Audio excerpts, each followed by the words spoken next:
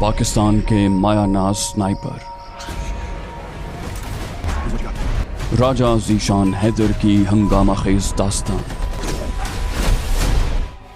وطن دشمنوں سے نبردآزماں راجہ ذیشان حیدر عرف ایس ایس اور اس کے جگری یار سردار خان کی موت کی آنکھوں میں آنکھیں ڈال کر اپنے وطن کی بقا کے لیے جد و جہد، قدم قدم پر سنسنی اور اسرار کے رنگ لیے ایسے واقعات کہ سننے والوں کے سانس تھم جائیں۔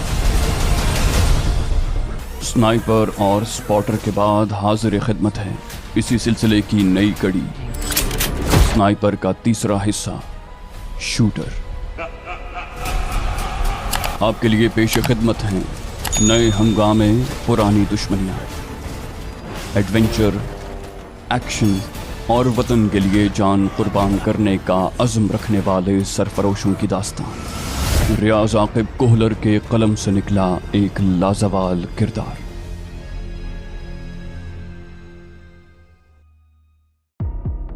ناشتہ کر کے میں نے چند گھنٹے آرام کیا اور پھر یونٹ چلا گیا۔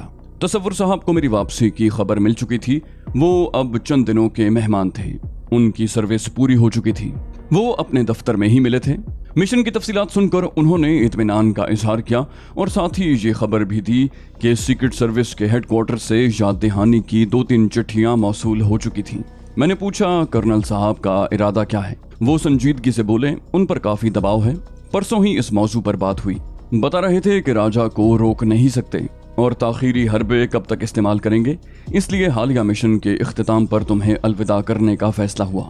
میں نے اطمینان بھرے انداز میں کہا میں اپنا کام ختم کر چکا ہوں۔ وہ بولے اپنے کنبے کے لیے گھر وغیرہ ڈھونڈ لو، اگر سرکاری کوارٹر میں رکھنا چاہو تو یونٹ کو اعتراض نہیں ہوگا، اس کے بعد تمہیں روانگی کے احکام یعنی موو آرڈر موصول ہو جائیں گے۔ میں نے اس بات میں سر ہلا دیا، کہا ٹھیک ہے سر۔ تھوڑی دیر مزید بیٹھ کر میں اپنے کوارٹر پر آ گیا۔ اگلے چند دن گھر میں یہی بحث چھڑی رہی کہ تلگنگ لوٹنا ٹھیک ہوگا، سرکاری کوارٹر میں ڈیرا لگائیں یا کسی نئے علاقے کا انتخاب کریں۔ ابو جان تلگنگ لوٹنے کے حق میں تھے، مگر میرا تجربہ کہتا تھا کہ گھر پر حملہ آور ہونے والے غنڈوں کا مطمع نظر چوری چکاری یا ڈکیتی نہیں تھا، اور پہلی بار اگر اللہ پاک نے بچا لیا تھا تو ضروری نہیں تھا کہ ہر بار دشمنوں کا وار خطا جاتا۔ آرمی کے چھوٹے سے کوارٹر میں مختصر کنبہ تو سما سکتا تھا، ہماری گنجائش نہیں تھی۔ کافی سوچ بچار اور غور و خوض کے بعد ڈیرا اسماعیل خان جانے کا فیصلہ ہوا۔ اس میں چند اور وجوہات کے ساتھ وزیرستان کے قریب ہونے کی وجہ بھی شامل تھی۔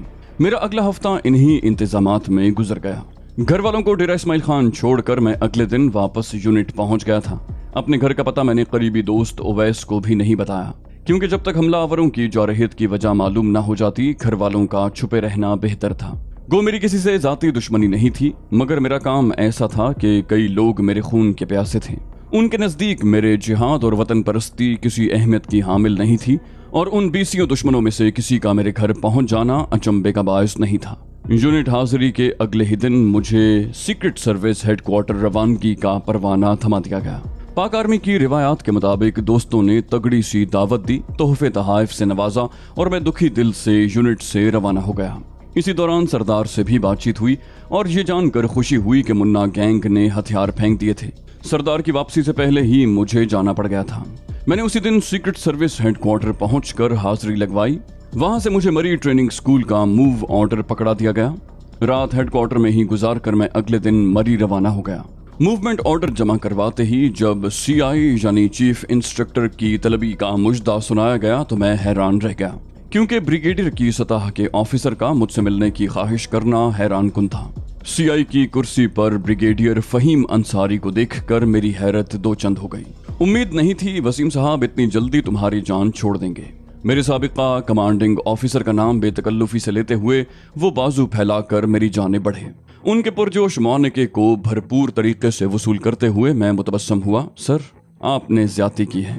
کرسی کی طرف اشارہ کرتے ہوئے انہوں نے نشست سنبھالی۔ بیٹھو۔ میں بیٹھ گیا۔ پوچھا ٹھنڈا یا گرم؟ میں نے بے تکلفی سے کہا چائے۔ اپنے اردلی کو چائے کا بتا کر وہ سنجیدہ انداز میں بولے کیا لگتا ہے وسیم صاحب مجھ سے زیادہ پاکستان کے خیر خواہ ہیں؟ میں شاکی ہوا، کہا ایسا کہنا تو درکنار، سوچا بھی نہیں ہے۔ انصاری صاحب بولے تم ایک سنائپر ہو اور سنائپر مخصوص اہداف کے لیے استعمال کیے جاتے ہیں، जासूस बनने के लिए तो और कई अफराद मिल जाएंगे, लेकिन अच्छे स्नाइपर किस्मत ही से मिलते हैं। खासकर निशानेबाजी तो एक कुदरती सलाहियत है, और तुम्हारी तरह अच्छा निशानेबाज तो खाल ही हाथ आता है। बस यही अशकालात हैं तुम्हारे। एक ही सांस में लंबी फहरिस्त गिनवाते हुए वो कदरे तंजिया अंदाज में मुस्तफसिर हुए। मैंने बेझिझक इत्मीनान भरे अंदाज में सर हिला दिया, कहा तकरीबन।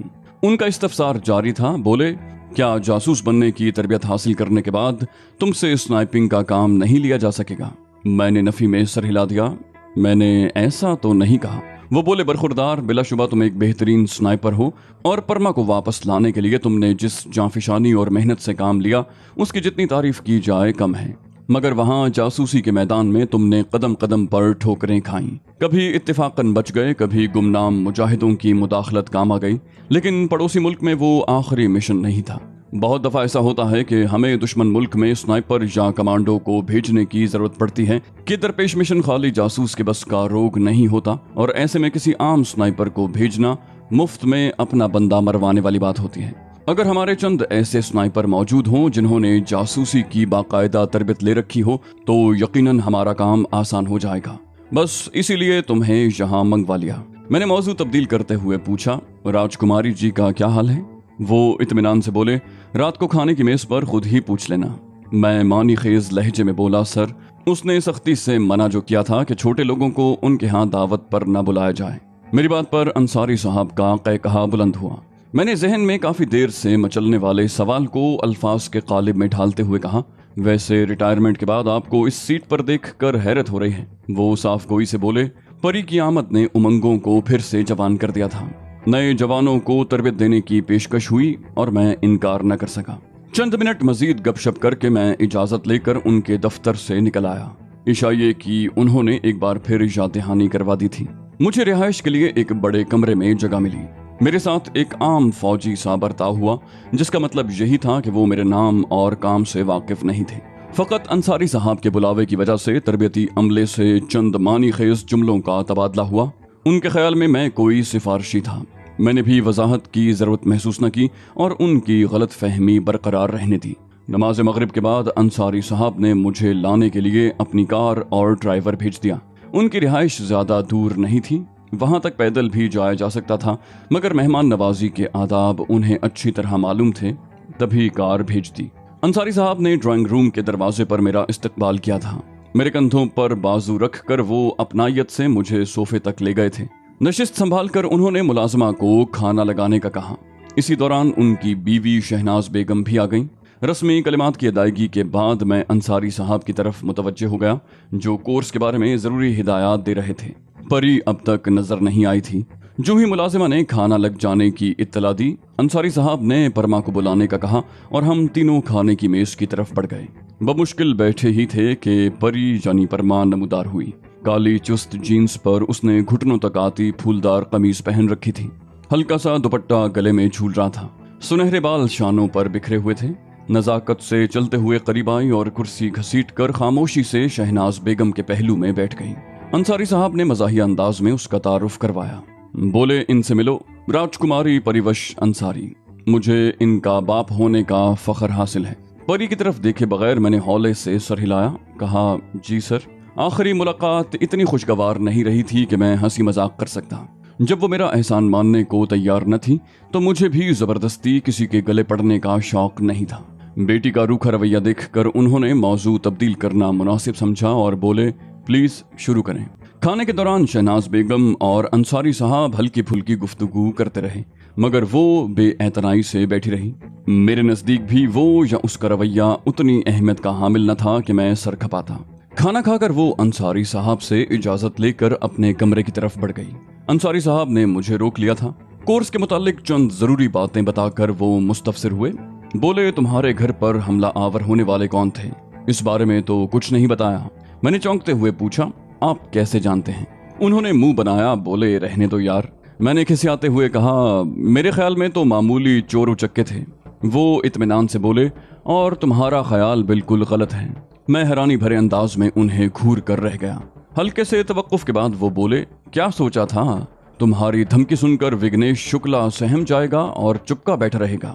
मैंने तस्दीक चाही, कहा तो ये विघ्नेश शुक्ला का काम है। उन्होंने इस बात में सर हिलाया। बोले तुम्हारी बीवी को अगवा करके वो परी की वापसी चाहता था।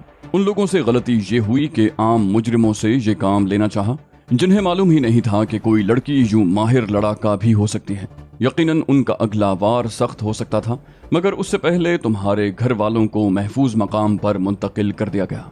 मैंने पूछा, परिवश पर तो कोई हमला नहीं हुआ? अंसारी साहब ने इंकिशाफ करते हुए कहा, मुझे पहले से शक था ऐसा कुछ जरूर होगा, तभी हिफाजती इक़दामात से लागर्जी नहीं बरती। मैंने पूछा, तो फिर क्या सोचा है? वो फीके से तबस्सुम से बोले, जाती दुश्मनी की वजह से तुम्हें दोबारा सरहद पार नहीं भेज सकते। पहले दूसरा मामला था, परिवश के न मिलने ने मेरी दिमागी सलाहियतों को माऊफ कर दिया था और मैं अच्छे बुरे की तमीज खो बैठा। मैं रस्मी अंदाज में बोला, खैर ऐसी भी कोई बात नहीं। वो बोले, बहरहाल तुम घर वालों को मोहतात रहने का कह दो और तमाम जरूरी एहतियाती तदाबीर पर अमल यकीनी बनाओ ताकि किसी नागहानी सूरत हाल से सामना न होने पाए। मैंने इस बात में सर हिला दिया, कहा जी सर। उन्होंने मजीद घंटा भर रोककर पुरमगज और मुफीद मशवरों से नवाजा और फिर ड्राइवर मुझे वापस छोड़ गया। बमुश्किल बिस्तर तक पहुंचा था कि मोबाइल फोन बजने लगा। अनजान नंबर था। कॉल वसूल करने पर मुतरन्नम आवाज सुनाई थी, राजा बात कर रहे हो। मैंने बगैर किसी तरद्दुद के पहचान लिया था कि वो परी है, लेकिन उसे जताए बगैर नरम लहजे में कहा, जी बोले। उसने कहा, हमें पहचान लिया है या तारुफ करवाना पड़ेगा? मैं तंज़िया अंदाज में बोला, जितना पहचान लिया है उतना काफी है, मजीद तारुफ का मुतहम्मिल ये गरीब सिपाही नहीं हो सकता। उसने बरहमी जाहिर की। बोली, जब मना किया था कि हमारे घर तशरीफ लाने से एहतराज बरता करें तो आपको समझ जाना चाहिए था। मैंने इत्मीनान से कहा, यह हिदायत अपने वालिदे मोहतरम को दें। एक सिपाही के बस से बाहर है कि अपने ऑफिसर की हुक्मदूली करे। वो धमकी आमेज लहजे में बोली, आखिरी बार तंबीह कर रहे हैं, फिर गिला न करना कि घर आए मेहमान को बेतौकीर कर दिया। मैंने मशवरा देते हुए कहा, इससे बेहतर था कि आप खाने की मेज पर तशरीफ ही न लाती। वो बिगड़ कर बोली, हमें आपकी नसीहतों और मशवरों की चंदा जरूरत नहीं है। मैंने बेपरवाही जाहिर करते हुए कहा, और आपको किसने कहा है कि मैं आपकी हिदायत का मुंतजिर हूँ? वो बरहमी से बोली, हमें जवाब चाहिए। मैंने कहा, अगर समझ में नहीं आ रहा तो और बात है, वरना जवाब तो मैं दे चुका हूँ। वो तैश में आते हुए बोली, क्यों कोड़ मगज लगते हैं? मैं इत्मीनान से बोला, कुछ कह नहीं सकता कि फिलहाल तो आपकी सिर्फ एहसान फरामोशी की सिफत ही से वाकफियत हुई है। वो बदतमीजी से बोली, आपको अपनी खिदमत का पूरा पूरा मुआवजा चुका दिया गया है। मजदूर का उजरत वसूल करने के बाद आजिर से मजीद की तमा रखना यकीनन पसंदीदा नहीं है। उसका घटिया तज्जिया बर्दाश्त करते हुए मैंने तहम्मुल से कहा, शायद आपसे तो कुछ भी नहीं मांगा था मैंने। वो तंजिया लहजे में बोली, हमसे मांग भी कैसे सकते थे? भूल गए हैं, हमें लाने की जिम्मेदारी आपको पापा ने सौंपी थी। मैं तुर्की बतुर्की बोला, तो जिस पर एहसान किया है उसी की दावत कबूल की है, आपको तो मसला नहीं होना चाहिए। उसने कहा, वो हमारा भी घर है और हमें हक हासिल है कि किसी नापसंदीदा शख्सियत को अपने घर आने से मना कर सकें। मैंने बेपरवाही से कहा, वालिद की हयात में औलाद घर की मिल्कियत की दावेदार नहीं हो सकती। ये कहकर मैंने जवाब सुने बगैर राब्ता मुनक़ता कर दिया। दोबारा उसकी कॉल आने लगी, मैंने फिर काट दी, मगर उसने हिम्मत न हारी। मजबूरन मुझे कॉल वसूल करना पड़ी। वो दुरुस्ती से बोली, आपको जुर्रत कैसे हुई हमारी कॉल काटने की? अजीब बात ये थी कि लहजा जितना भी तुंदो तेज और बदतमीजी से भरा हुआ था, उसने तुम्हारा कहने से गुरेज किया। मैंने हंसी जब्त करते हुए कहा, यकीनन आपको माहिर नफ्सियात की अशद जरूरत है। वो बोली, राजा ज़ीशान हैदर साहब, आखिरी बार मुतनब्बे कर रही हूँ, अगर इज्जत प्यारी है तो हमारे घर आने से गुरेज करना।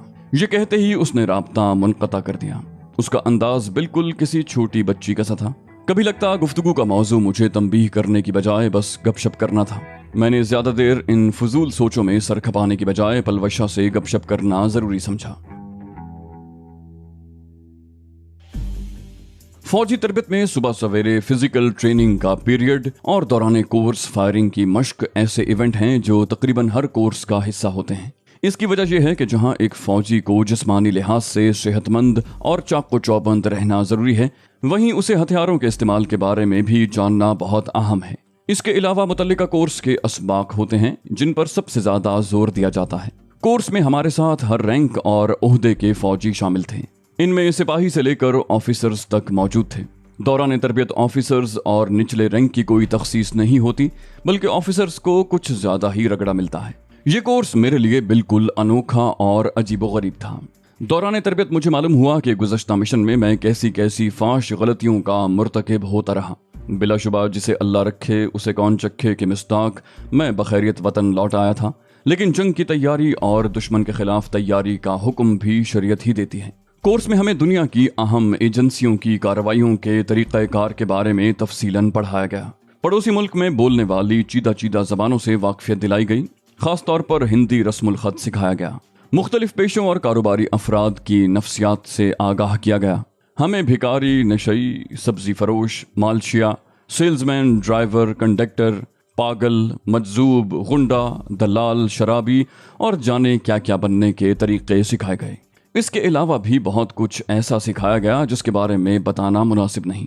फायरिंग में हमें मुख्तलिफ किस्म के पिस्तौलों और रिवॉल्वर के मुताल्लिक मालूमात देने के अलावा दस्तयाब पिस्तौलों वगैरह से फायर भी करवाया गया।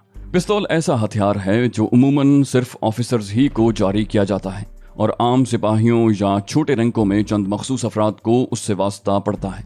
और पिस्तौल चूंकि करीबी लड़ाई में ही कारआमद है, इसलिए जासूस का उससे चोली दामन का साथ है। बाकी फ़नून में मैंने बिलाशुबा इंस्ट्रक्टर से बहुत फ़ायदा उठाया और अपनी अच्छी यादाश्त की बदौलत नुमायां शागिर्द रहा। मगर फायरिंग ऐसा शोबा था जहां उनकी बतलाई हुई बातें मेरे लिए किसी अहमियत की हामिल न थीं और मैं जो जानता था मेरे उन उस्तादों को भी मालूम न था।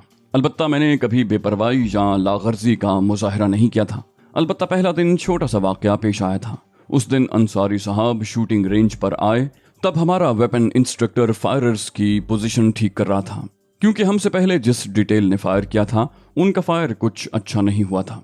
करीब आकर उसने मेरी कोहनियों से खम निकालते हुए कहा, जवान, अच्छा फायर करने के लिए ज़रूरी है कि तुम हथियार को सही तरीके से पकड़ना जानते हो और तुम्हारी जिस्मानी हैयत भी फायर के लिए मुनासिब हो। उसी वक्त अंसारी साहब की नज़रें मुझसे मिली। उनके लबों पर तबस्सुम नमूदार हुआ।